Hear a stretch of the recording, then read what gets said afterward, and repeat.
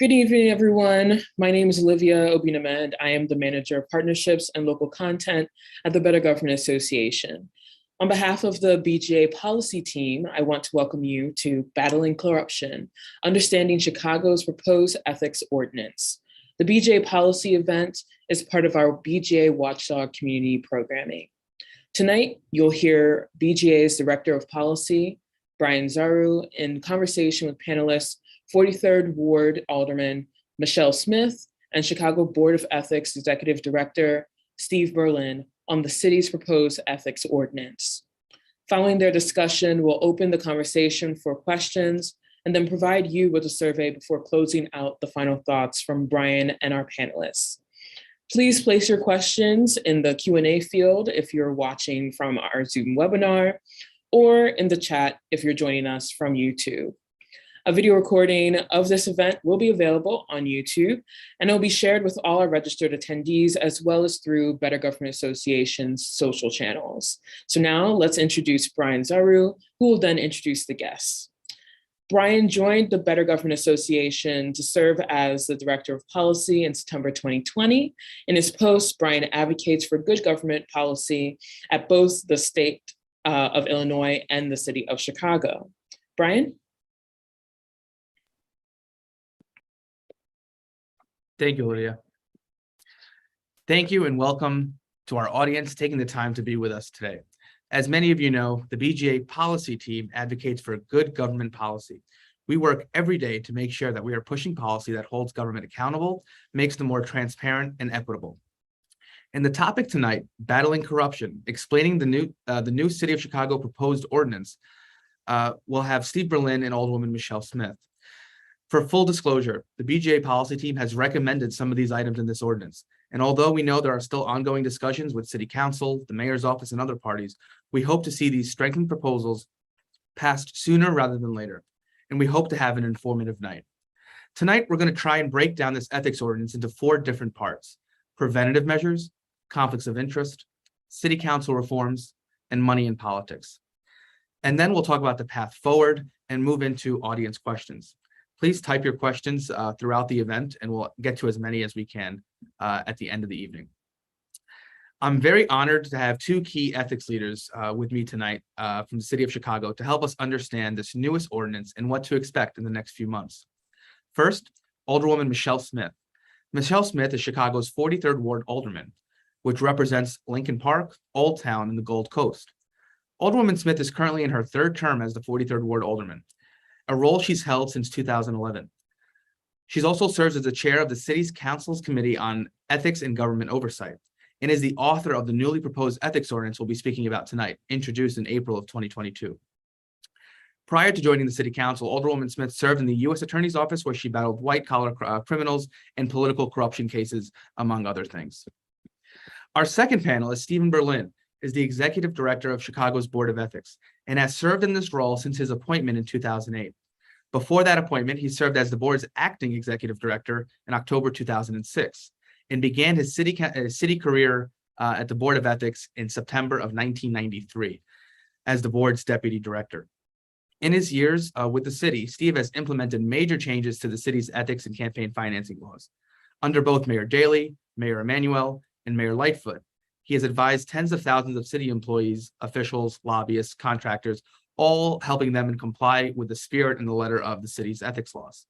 And that's where I want to begin tonight. Steve, you've been doing this for a long time, and I think we agree that this new ethics proposal, if passed, will not solve every problem that the city has. But we're hoping that it could be used as many things as a preventative measure as well. So over the last 30 years, kind of briefly explain your role in the ethics department and how you see laws evolving over time. Good question, Bryan. So we have a number of things that we're responsible for at the Board of Ethics. Our primary responsibility, as you mentioned, is to advise city employees and city officials, and we can do that when they contact us, either by email or by telephone, to help them stay out of trouble and advise them when they ask a question, yes, you can do this, or no, you can't do this.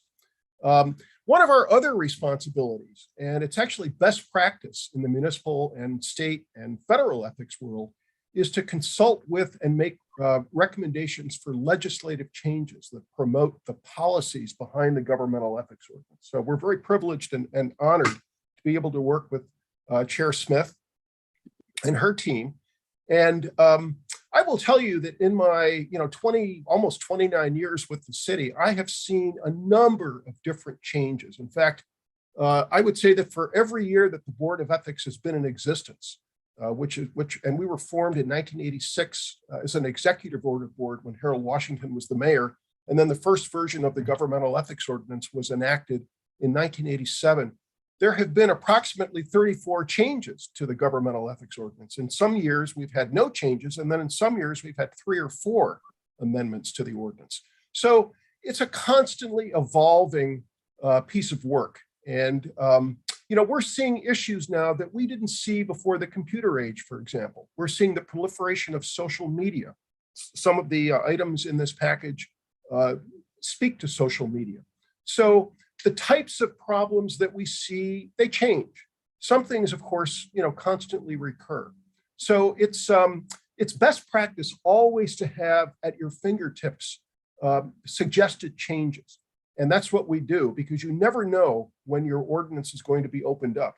And what we're very pleased about this time is that this is actually an opportunity to create some proactive changes, as opposed to many of the amendments that have been done in the past couple of decades, which tend to be reactive.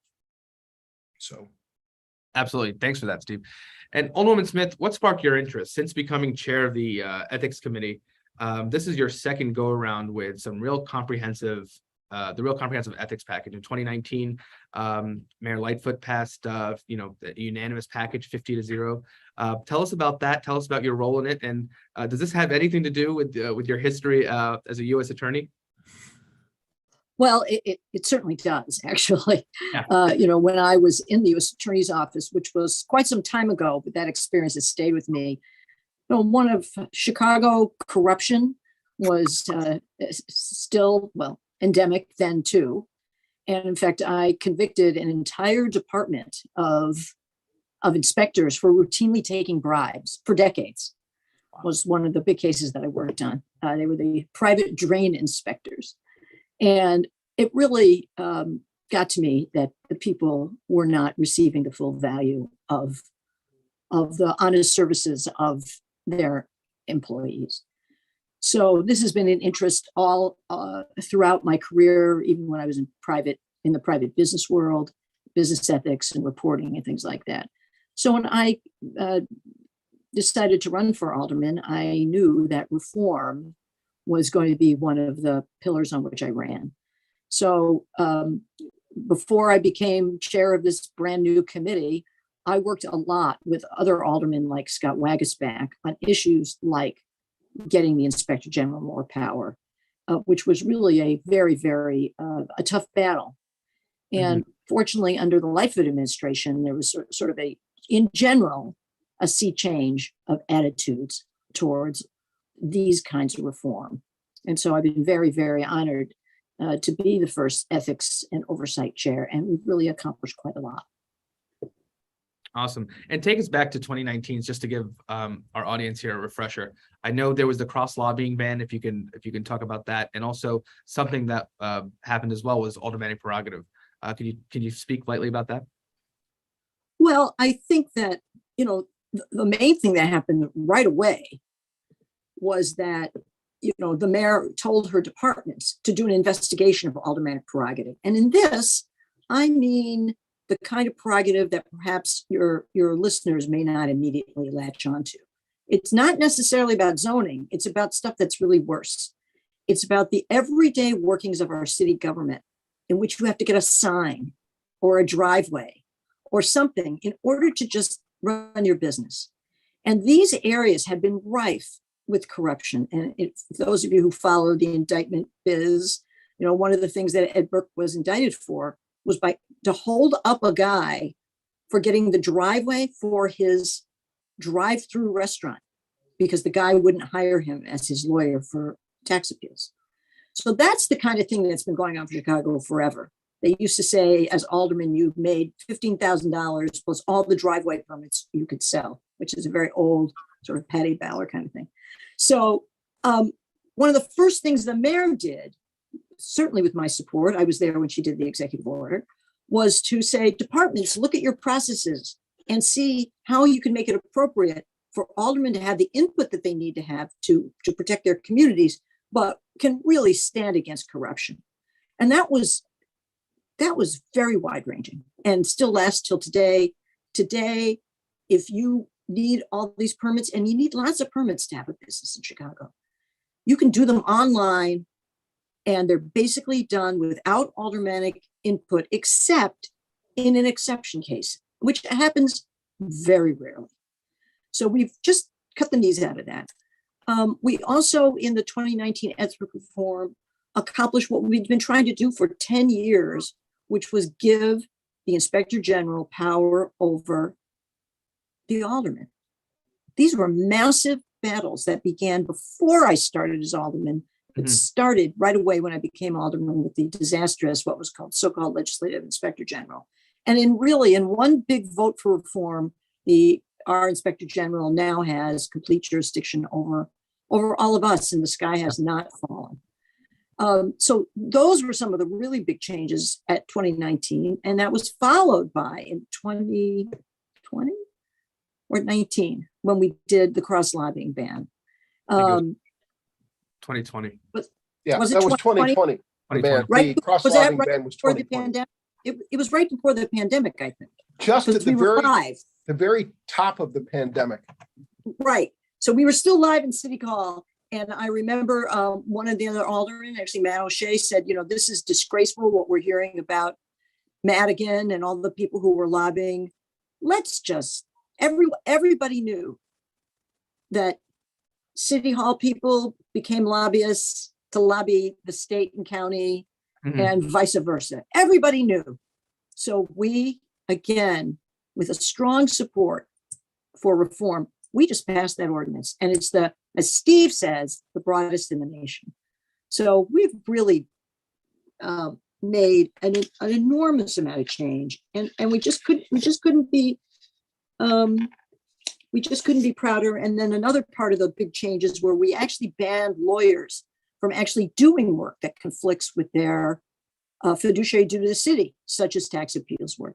So I'm pretty proud to say that the kinds of things that we saw in the indictment of Ed Burke and the whole Madigan crowd really aren't even possible. Maybe I shouldn't say that because where there's a will, there's a way, but they're really not possible under the new ethics, under our new rules for aldermen.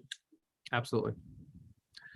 So that's great to hear. I want to get into some of the key aspects of this new ethics ordinance. So when we talk about preventative measures, one of the highlights of this new ordinance is increasing fines up to $20,000. Currently, the max is $5,000, while also enabling the board to impose fines equal to that financial benefit that violator may have improperly gained. And when I compared this to places like Los Angeles and New York City councils, New York, their maximum is $25,000 to $30,000, depending on the violation. LA has 3 times the amount in question. So they're pretty stiff penalties. Depending on that depends on the type of case in Los Angeles as well. So Steve and Alderman Smith, why don't you guys take some time to address this? And do you see this mostly is this one of those proactive things you were talking about, Steve? Yes, it is.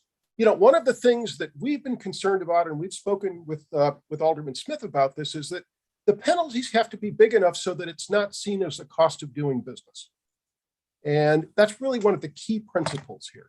And, one of the 2019 amendments that was passed, as you mentioned, was to increase penalties more than double from $2,000 to $5,000. But there's still a feeling that we have that $5,000 is yet perceived as a cost of doing business. Whereas $20,000 puts us on a par with our colleagues for the most part in New York City. In fact, our colleagues in New York City and Honolulu have joked about, well, maybe you'll be welcome to the $20,000 club. So that's a very important piece. And also the other piece is, is what you mentioned, which is the possibility of the board imposing a fine that's equal to the financial gain. In other words, disgorgement of profits. Now, the important thing there is that current law provides that. And in fact, it's been in the ethics ordinance for as long as the ethics ordinance has been around. What it does is it allows the city to sue for an accounting or for pecuniary damages, but that requires a lawsuit, okay? So what this would do would be to empower the Board of Ethics to just impose the penalty. Now, obviously, there would have to be enough evidence and there would have to be proof as to what the profits were. And our colleagues at the Inspector General would provide us with that information. So that's a very important kind of a proactive preventative change. And I would probably say that's the most important preventative change. So. And I'll just add that I think, Steve, maybe you also want to mention the kind of work that the commission has done on lobbying in terms of imposing higher fines than they used to. Maybe you want to mention that. Well, yeah, lobbying, it's one of the quirks in the ordinance is that the fines for lobbying are very different from fines for other violations. Now, I'm going to put aside filing by, late filing and late training violations, because those tend to be more ministerial. But the fines for conflict of interest violations, et cetera, as you mentioned, and as we know, the current maximum fine is $5,000 per violation.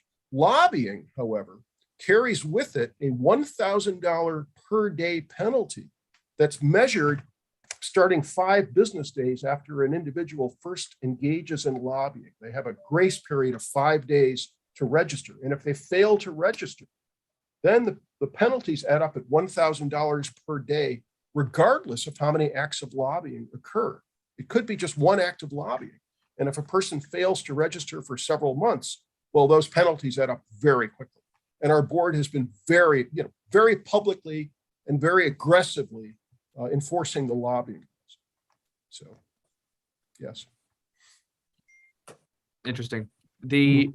Again, with the conflict of interest, this new ordinance will also greatly expand the city's conflict of interest law. It'll help prevent city officials and employees from influencing city action on anything that'll benefit their relatives or their domestic partners. To be clear, let me just make sure I have this right, Steve. The current law only says that it's prohibited if your spouse or partner works at the firm that the city is doing business with on that specific contract. Yeah, current law, the nepotism provisions. There are two parts to the nepotism provision. One of which we're not touching because it's not at issue here, and that's internal. City employees cannot supervise their relatives, or they cannot quote employ their relatives. The piece that's important for this package of legislation is that for 34 years, the sole nepotism provision has been that a city employee may not exercise contract management authority with respect to any company or any person that either contracts with or employs one of their relatives.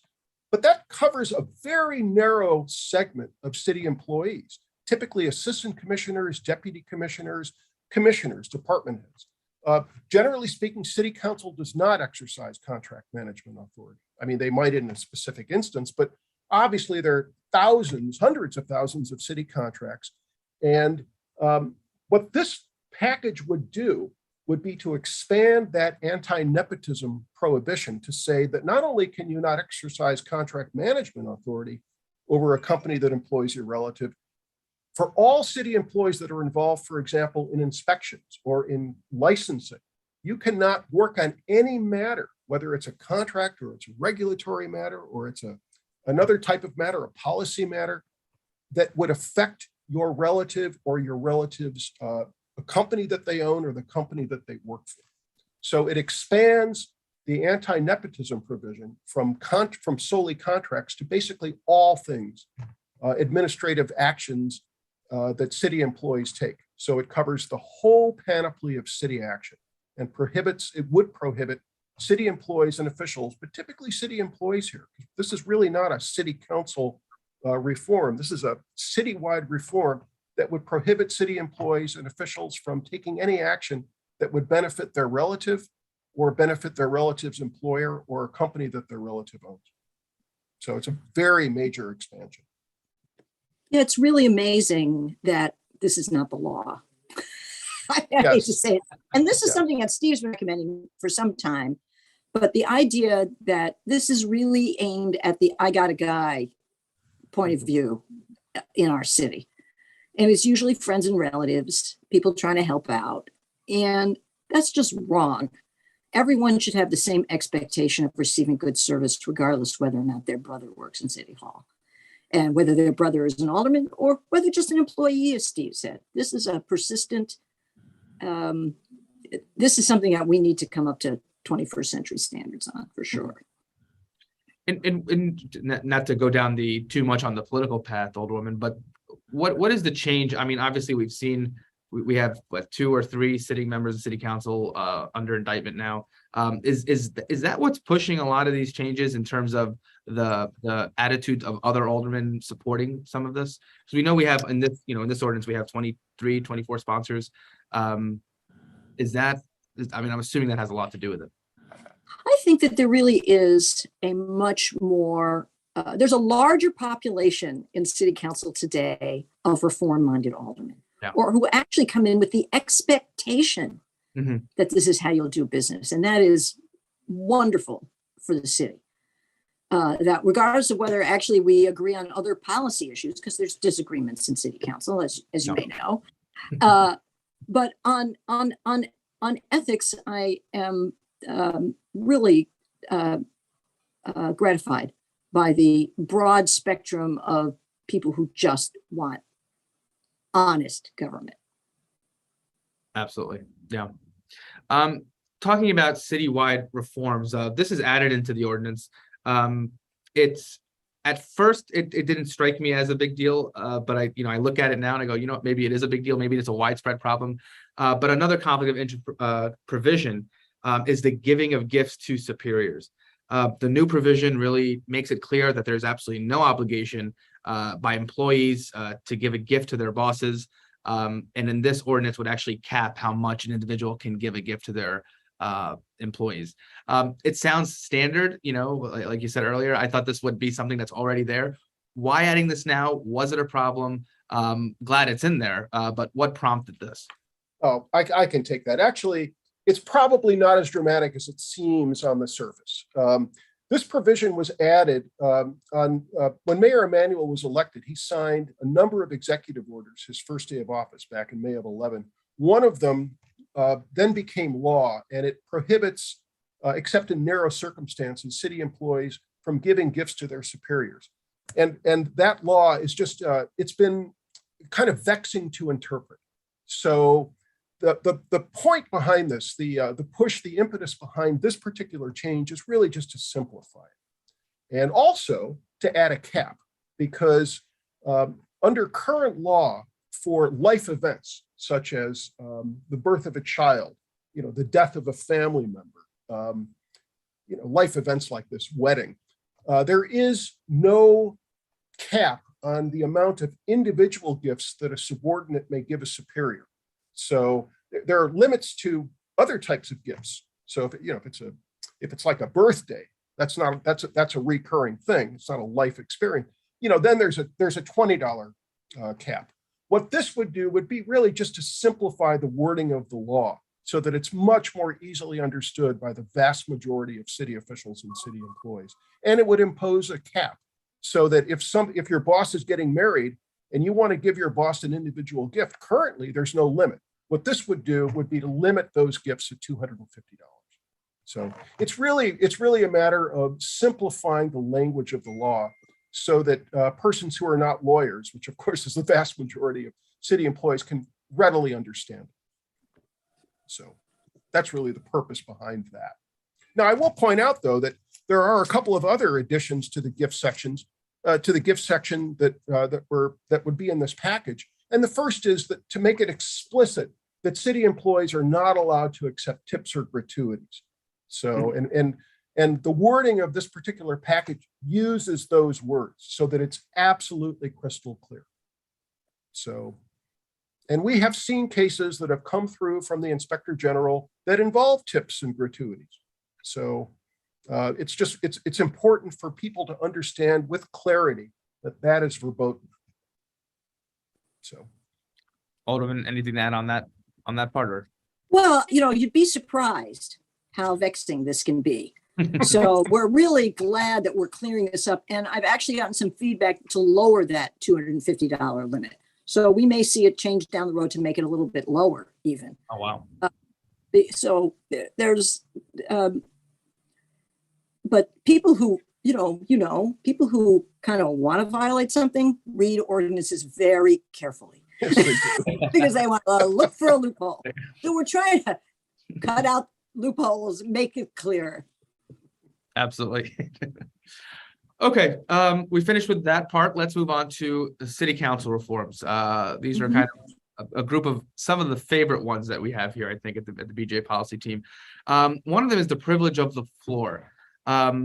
This new in the ordinance, this would stop former aldermen who are lobbyists. Or actually, the question to you is it strictly former aldermen who are lobbyists from accessing the floor and lobbying on the floor, or is it former aldermen altogether? The way that this is drafted, it's coming on the floor to lobby. If I can get the votes, I'd make it broader. But I want to stop. People really want to stop the lobbying. They're aggravated by it. That is not the way it used to be. But it's a real relic. You can't even Springfield.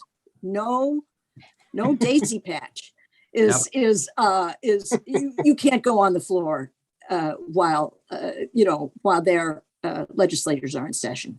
So we shouldn't allow it at all.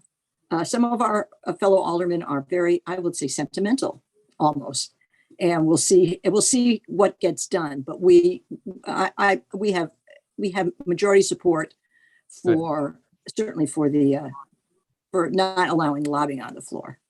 Absolutely, yeah, that's something that the BGA, I think one of our recommendations is one of those, and we really love to see that stick around in there.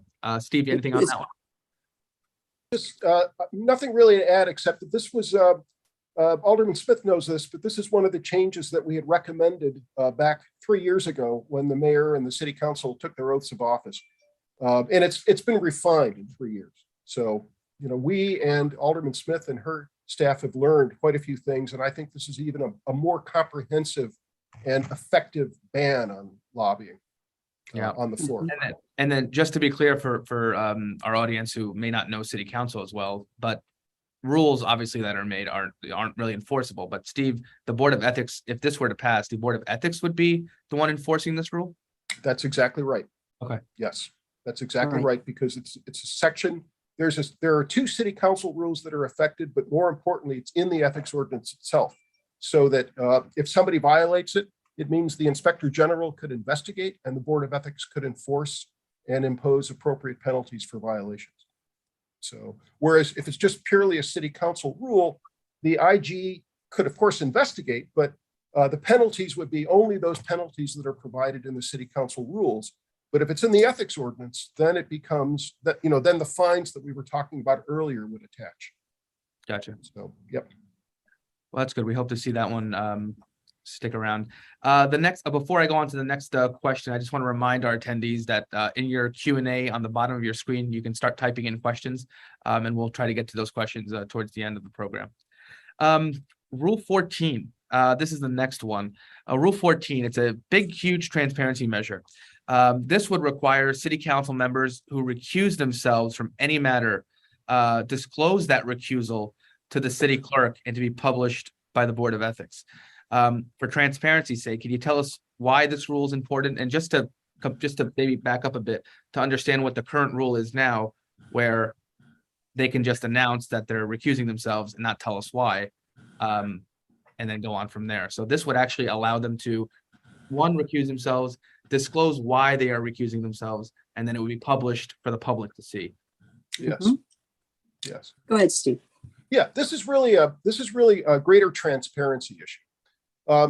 City council members recuse themselves for any number of different reasons and always have. Since about 1997, only some of those reasons are required by law. And to just summarize it, a city council member would have to recuse, would be required by law to recuse if they receive compensation from the person or the business with the matter, or they have a monetary interest in the matter, which is extremely rare. More typically, it's that, an alderman or an alderperson may have, a side business. They may have a law practice, or they may have an insurance business, for example. And some of their outside clients, not on matters on which they represent them, but those outside clients might have matters pending before city council. For more than 25 years, the law has required city council members to recuse themselves from those.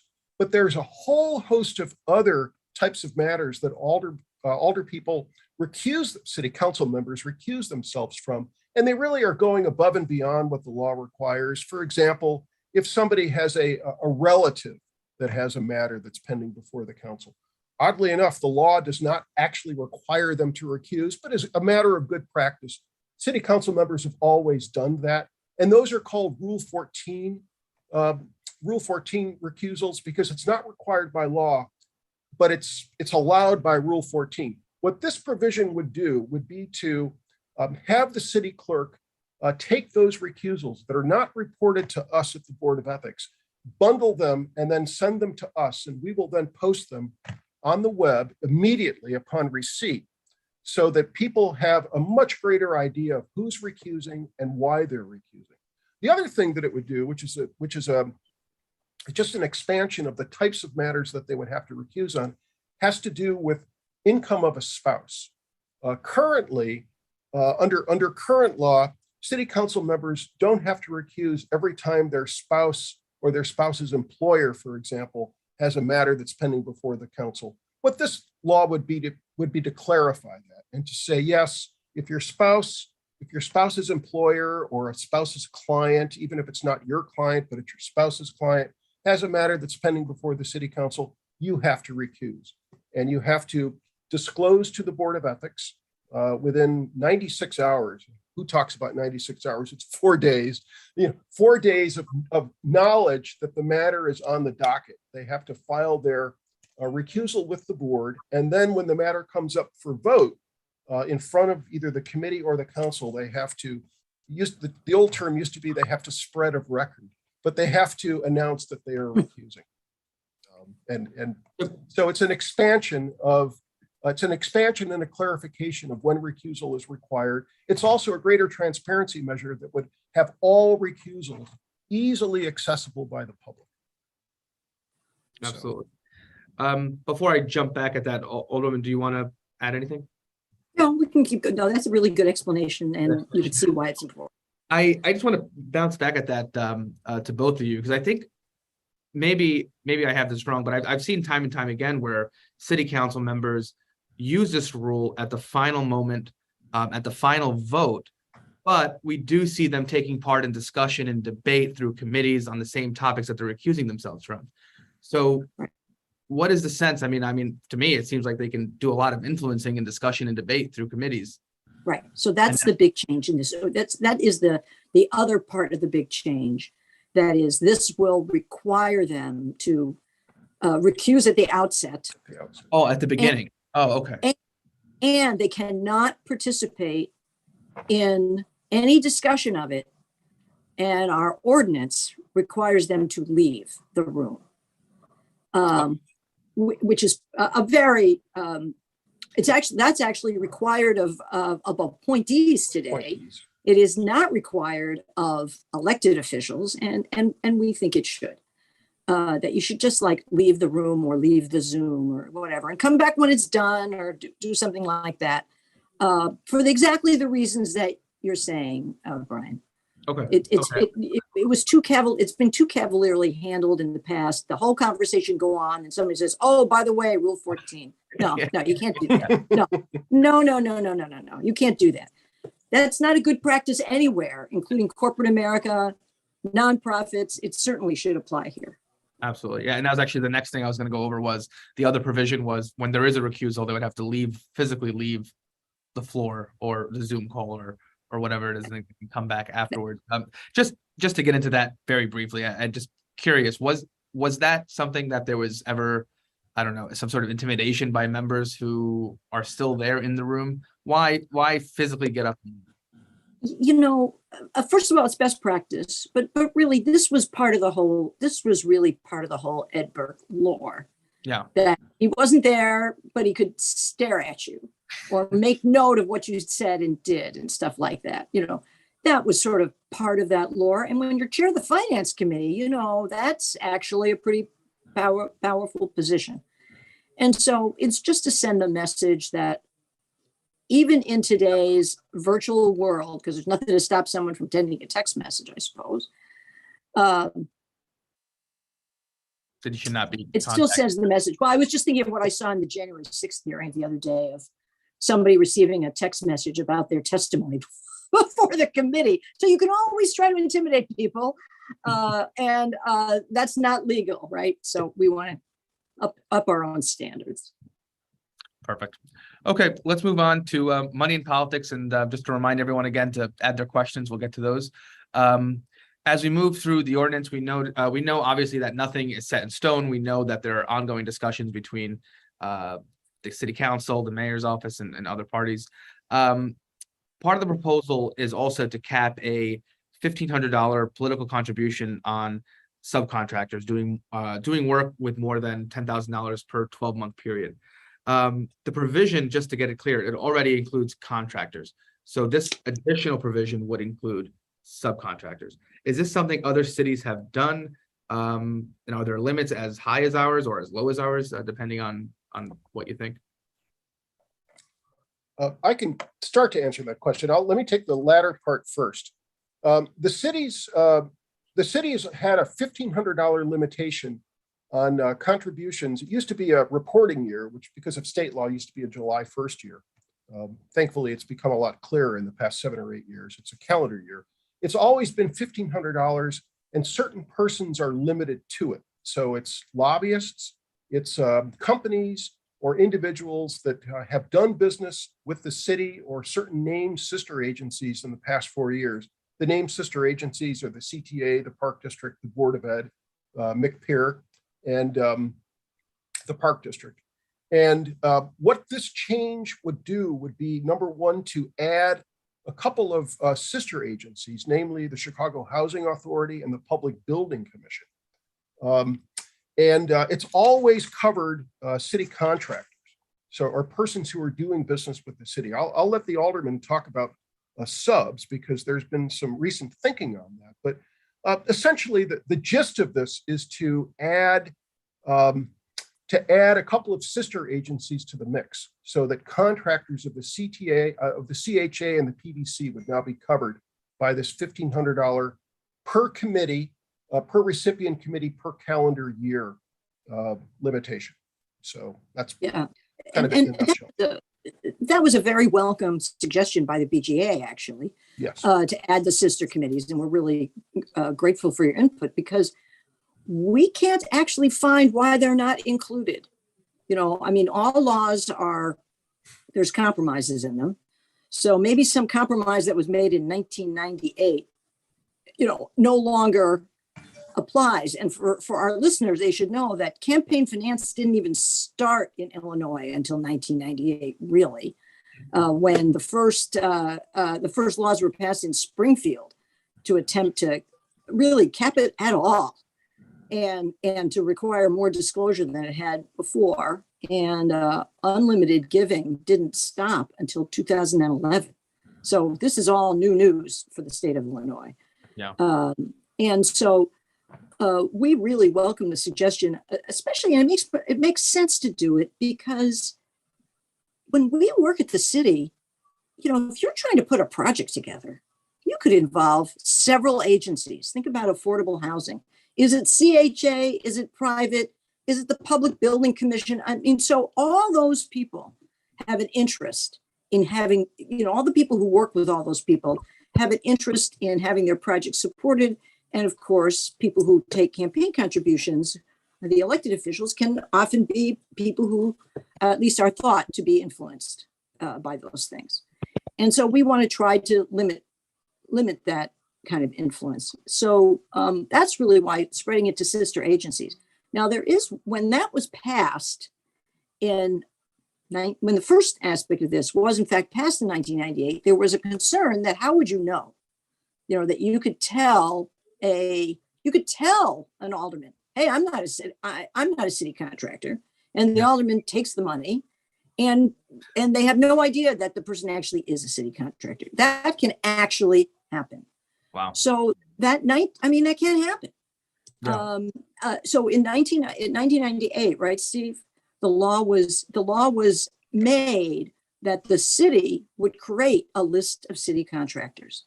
Yes. And that, if you show that you looked at the list, which is on the Board of Ethics website, you have a defense to a violation. You may still have to return the money, but you're not going to get fined. And in fact, you kind of get a heads up about this. Mm-hmm. Both the Board of Ethics and the Inspector General will send a letter to you. You have accepted more money than you're allowed to accept. I've gotten those out of the same kind of inadvertence kind of thing, and also interpretation of the law. Somebody we thought wasn't a city contractor was a city contractor because they had licenses or something. So so that gives us 10 days to cure, and then there's no violation, and that's really in the spirit of fairness. So that is a feature of these laws. Now, as you mentioned, Brian, we discovered in drafting this that there is no such list of subcontractors. Mm-hmm. So the subcontracting provision may not survive. And really, it's not because we really don't want to do it, but it is at the moment sort of technically infeasible to do it because we asked and found that there's no gathering of that at all, since when you're a city contractor, generally, except to fulfill MBE and WBE requirements, if you're the general contractor, like for your house, you don't know who's doing your floors. He's a sub doing it. And so that is true in city business too. I think that's something down the line we'll have to think of and try to think of how to get that. Sure. Absolutely. Right. The last thing I want to bring up is something fairly something that makes sense. I think it's great. For campaigns, extending that prohibitions on using city property or resources for political purposes, not only from sitting incumbents that are running or city officials, but from any candidate also that is running. I think we've seen that as a problem in the past, and I think this would really clear that up to limit confusion for the public on who's who. Because there's still many people that don't know who their alderman is, who their city officials are, and using city logos and just resources would confuse the public. And is there any other concern there, Steve or Alderman, that would? Well, this is actually, I mentioned at the outset that a lot of that we've seen a proliferation, obviously, of social media. We've also seen a proliferation of complaints and allegations of misuse of city property on social media for political purposes. Yeah. So, and we've been, the Board of Ethics has been actively involved in this probably now for almost 4 years, if not even longer. But the serious inquiries began about 4 years ago. And what we've noticed is that there still is some confusion, and we want to try to clear this confusion up, not only on the part of incumbents, but also on the part of challengers as to what types of symbols they can use, for example, on a campaign fundraising page.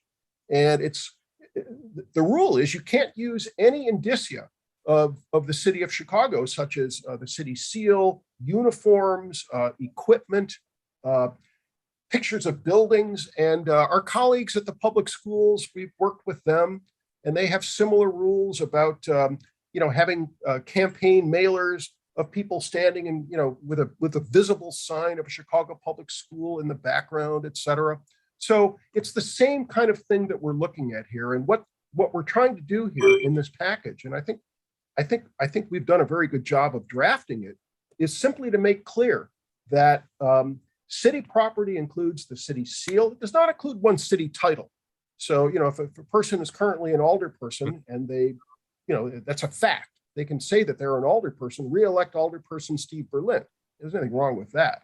But what we're concerned about is the misuse of the city seal, and we're concerned about the misuse of images of city property that might give the impression to the average viewer that somehow or other that the city is behind this person's reelection bid. But even more importantly, it's just that these city symbols belong to the city and they can be used only for official, meaning non-political purposes. And that's really the goal here, is just to make that absolutely crystal clear to everybody so that we can avoid these, the proliferation of complaints that we're getting based on social media, based on mailers that are sent out. And we've worked also with the police department. We've worked with the fire department, which have their own rules about this as well. And what we've put into this package is completely consistent with internal rules about, for example, officers appearing in a campaign ad in uniform, for example. So that's the goal here. Awesome. And I also will add that I really expect that Steve's going to be doing some training. Oh, yes, absolutely. We will. We're going to be doing some training as the season picks up, the city season picks up, because really, this stuff is really common nationwide. And it's one thing to commit a foot fault. People do that all the time. But really, this is standard United States practice. You're not going to see it on a congressional webpage, congressional donation page. You don't really notice it unless you're looking for it. But everybody knows that you have a pretend cop without city insignia, or you stand in front of that fighter jet, but it's not a U.S. fighter jet. Or, you do things to improve your profile as a candidate, but you cannot use actual government property to do it. And there's a certain amount of training that goes with that, especially for the social media people who may not know that. But we just want to make that clear. Perfect. I want to bring up one last thing before we go to a quick Q&A. I want to bring up the BJA policy analysis piece written by our policy analyst, Jeffrey Cubbage. It's entitled "The Inspector General, Chicago Among the Nation's Strongest," but it lacks the power to publish reports. One of our recommendations at the end of his piece is that City Council pass an ordinance to have the Inspector General make public the reports. Is this something that has any traction in City Council? Something that you support? Something that you've been thinking about? Well, I think we're going to have to take a really good look at it, because although my first reaction is, what? You're never satisfied. No, I'm teasing. There's a lot to do. No, it's that provision was really hotly debated at the time that our current law was put in, between the notion of that people who are involved in something that gets investigated, there's innocent people involved too, not just bad guys.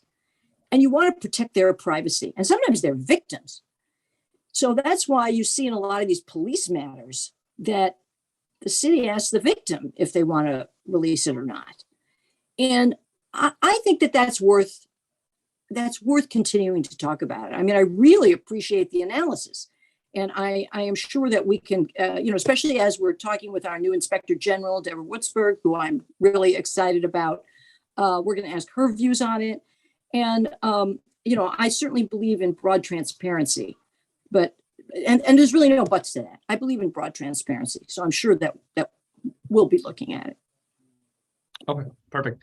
Let's get through just a few questions and then we'll wrap up here pretty soon. Alderman Smith, are there other changes that are not included in the proposal that you would like to see? Wow. Well, at the moment, there always will be. This is a very strong package, and the heart of it is something that has needed to be addressed for decades. So I don't feel like we really made any compromises on this package. Steve and I have worked for months on it. His team has been great, and we've worked really well together. And so we very much would like to get this passed. Absolutely. In July, which is what our plan is, if someone wanted to know. Our plan is to pass it in July. Perfect. Steve, who is included in the proposed anti-nepotism provisions other than spouses and domestic partners? Would siblings or even cousins be included in this? Not cousins, interestingly enough. That's an interesting question. The definition of relative has been in the ordinance ever since it was first enacted in '87. And there have been a few changes. There have been a few additions. It does not include cousin. And it's interesting because, it's been in the press, but the county's ordinance does. And the county's ordinance in many ways is based on the city's. I don't know what the specific reason for that is, but it has over the years expanded to include domestic partners and also sisters and brothers-in-law. They were not included until about 10 years ago. So cousins, though, cousins are not included. And, it's a possibility down the road. We had a case many years ago, back in 2000, I believe, where I actually had to pull up my old law school estates and trusts casebook and look at the table of consanguinity in the back to try to figure out what exactly the cousin relationship was. Yeah. But we realized that it was a cousin. So that's something that perhaps could be taken up in a later date, is the addition of cousin, but cousin is not included. Have other cities enacted similar changes to their ethics ordinances and seen improvements as a result? Steve, I know you're part of the big coalition of ethics leaders across the country. The Council on Government Ethics Laws. Our colleagues in the other big cities are in the same boat as we are. We're always looking for ways to improve, to tweak our laws, to make them better. I think this particular package it's more than tweaks. I mean, there's some mountain ranges in here. Mm-hmm. Every time you make a change to the law, you notice whether people are abiding by it, whether people are understanding it, people are asking about it, and of course, whether you have violations. So I think that I guess the answer is we'll wait and see as to whether there are future changes. But I think this package, as I said, this package has some major, some sea change material in it. And we're very happy with that. Yeah, and I want to add to that. Yeah. At least with regard to what the law is, we are not laggards. Right, Steve? We are not laggards. Absolutely not. We are now Absolutely not. leaders in ethics laws. I mean, that cross lobbying ban was a hammer. That was a hammer. That cut across huge amounts of corruption in Chicago and at the state, really. It's make a choice, be an elected official or be a lobbyist, but you can't be both. So we are really now leaders in ethics. I'm very proud to say. It's great to see, and the BGA is very, very happy. I have another question about the BGA. Could you share what involvement the BGA had in creating this proposal? Go ahead. Alderman, yeah. So we had the BGA's always had ethics recommendations, but in late September, October of last year, we've submitted a whole booklet of recommendations that we thought should have been passed, and there are many of them in this ordinance. So we're really happy to see some of them in there, and we're supporting to get this passed. Another question. So do you want to add anything? Sorry. No, I would just say BJA was really helpful, and I would say that everything that is feasible is in here. So some of it is, we're always learning between ourselves. When I have a question about the law, I ask Steve, and, he's sort of the font of all knowledge. And we all are growing our knowledge of this and our experience. So the BGA suggestions were very, very welcome. Thank you. Thank you very much. And then last question, is there anything that citizens can do to support this proposal? Oh, why, thank you. Yeah. Write your alderman, and it would really be fun if we have an ethics committee meeting. We will have an ethics committee sometime this month. We would love to have you file a public comment. Come on and say, yes, let's do it. Or come to the city council meeting, and which you can, thanks to a law that we passed, even when we went back to in-person city council meetings, we preserved in the rules of city council the ability to comment virtually. That was a law I put in, and Michelle Harris, the chairman of rules, thought that was a nifty idea. And so we still have that you can phone in instead of having to schlep down to City Hall and stand there and miss work. So we would love people to sign up for public comment. Absolutely. And by the way, I'll add, just as a little bit of humor, that's not lobbying. When you testify before the city council, that is not lobbying. And even if you're not testifying, but you're solely representing yourself, as a citizen, that's not lobbying either. It never is. That's a great message to end on, because I think a lot of people get very confused about it. So I think They to our audience here, we'd love to spread the word. This ordinance needs to get passed, and we're hoping that the political path we see is hopefully by July we'll have this ordinance passed. Alderwoman Smith, Steve Berlin, thank you so much for everything, for joining us tonight. I really think that this was a real informative discussion and letting the public know what exactly is in this ordinance from the person who wrote it and the person who helped write it. So it's great to see. Thank you so much. Thank It's you. a pleasure. Thank you. I'm going to pass it over to Olivia. Great. Another round of thanks to BJA Director of Policy, Bryan Zarou, Alderman Michele Smith, and Board of Ethics Executive Director, Steve Berlin, for participating this evening. A special thanks to our audience engagement team, my colleagues, Catherine Dougal and Cesar Calderon, for all their work and support to bring this event to you, our viewers.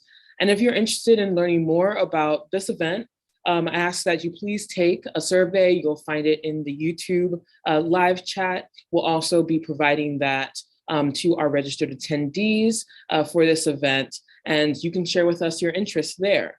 We hope that, we have takeaways for this event. You can actually follow the BJA policy analyst, Jeff Kubich, on Twitter. He put some live tweets out during this panel discussion. So please feel free to chime in and share with us your thoughts on our social channels as well. And please be sure to continue subscribing, tell a friend about the Better Government Association, and subscribe to our email blast. You can find that on our site. Or get a forward from someone who has already subscribed to the BGA. The BGA policy team does have its own newsletter. So if you are interested, please reach out to us or follow our social channels for updates on that newsletter. Thanks again for joining us, and I hope you all have a great night.